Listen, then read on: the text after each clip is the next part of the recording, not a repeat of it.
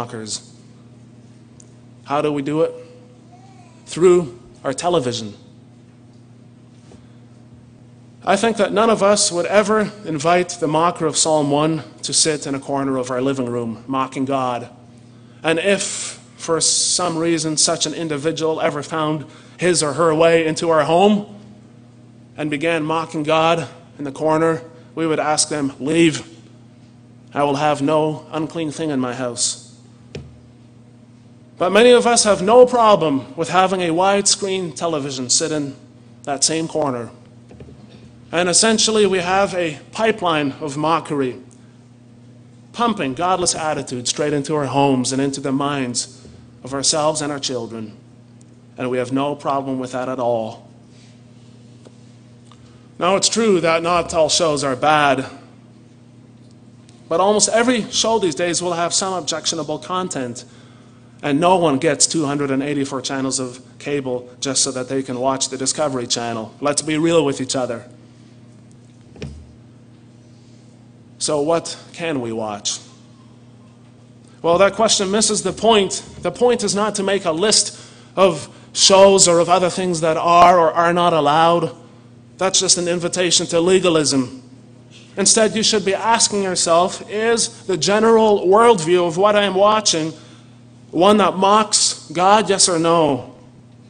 And if it is, then why am I sitting in the company of mockers?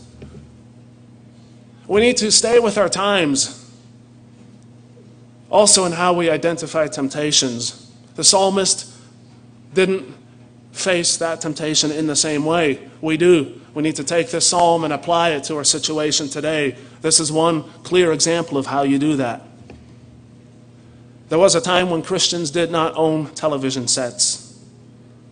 Now, our parents' generation, or at least my parents' generation, may have been wrong or overly strict in how they approached some things, but they were very right in warning about the dangers of allowing the world an uncensored pipeline into our home.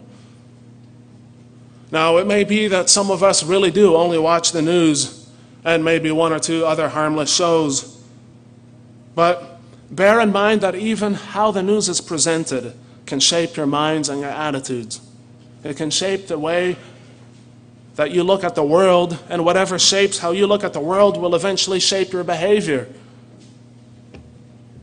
If you're a regular television watcher, consider this psalm an invitation to turn it off, a challenge.